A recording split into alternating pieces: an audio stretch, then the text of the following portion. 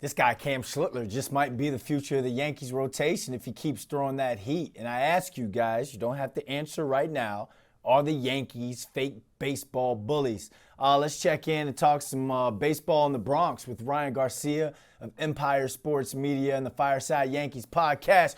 Ryan, last time I saw you, you had a fro. My dog cut his hair. What's going on? Not much, good win yesterday and hoping for more of that.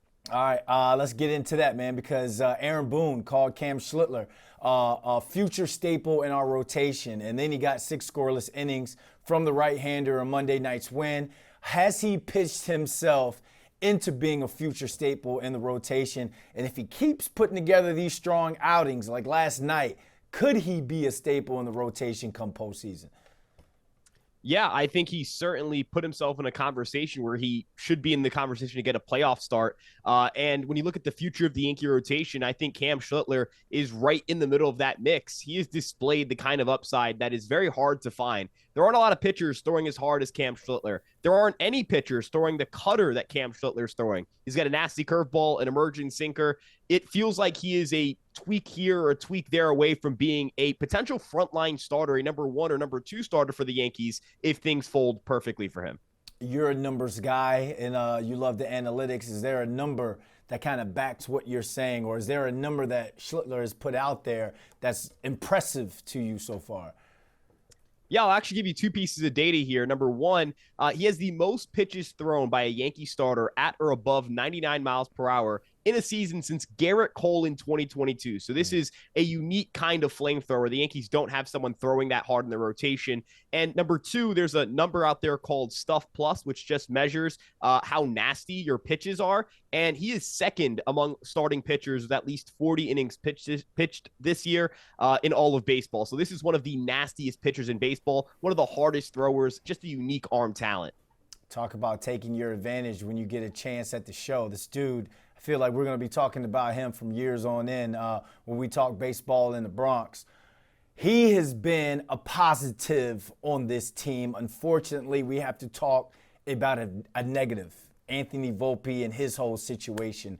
Our very own Joe Sherman kind of asked Aaron Boone in a question about his handling of the Volpe situation in his most recent column on the website. And it reads, were you publicly acting like all was okay with Volpe this year, or did you actually think all was okay? In other words, were you disingenuous or incompetent? So I'm going to put you on the spot, Ryan, and I'm going to ask you, is Boone being, or has he been disingenuous or incompetent with the way that he's handled Anthony Volpe's struggles?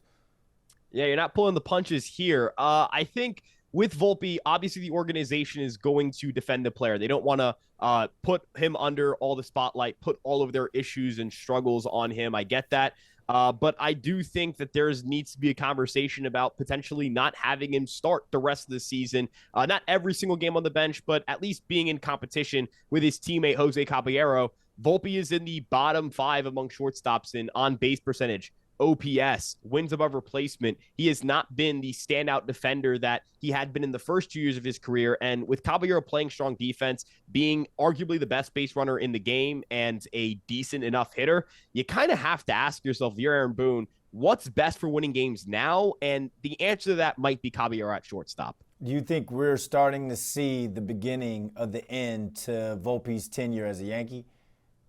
Well, the issue with Volpe is instead of being on a rookie deal where you're making close to the league minimum, he's now entering arbitration. So at the end of this season, the Yankees will give him a pay raise. And the year after that, a pay raise. And then the year after that, another pay raise. So you look at the cost of rostering Anthony Volpe. If that keeps going up and the production doesn't get better, the Yankees are going to move on. They have Caballero, who's going to be cheaper next year than Volpe. I wouldn't be stunned if 2026 is that real last chance for Anthony Volpe, especially with George Lombard Jr. in their system and guys like Ryan McMahon on their contract through 2027. All right, the Yankees currently sit at 71-60. You talk about me not holding back on the punches.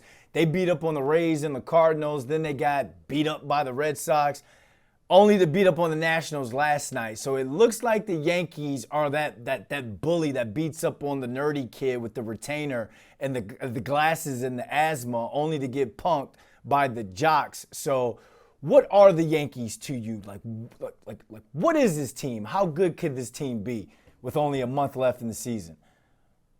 I think the Yankees are, at least this iteration of the Yankees, the most frustrating team I've watched in the Judge era, because I actually think this team has enough offensive firepower to go toe-to-toe with anyone.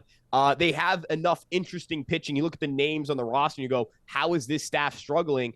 They make a lot of mistakes that are self-inflicted. They cause a lot of their own issues. They make a lot of errors. They walk a lot of people in situations you can't really walk people in. And at the end of the day, they're going to make the postseason. And in baseball, and this is what makes baseball so painful, if you get in, you can do anything.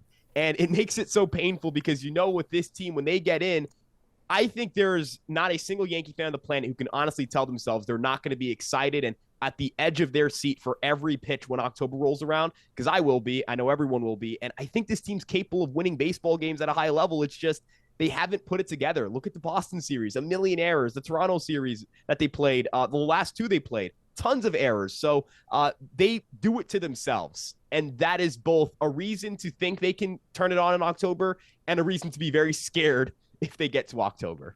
I got some numbers for you. The Yankees are 30-32 against teams over 500. So that pretty much summarizes that frustration and that roller coaster of emotions we've kind of gone through watching this team throughout the season and, of course, throughout the summer. Ryan Garcia, definitely going to be reaching out to you pretty soon, man. Thanks for coming on.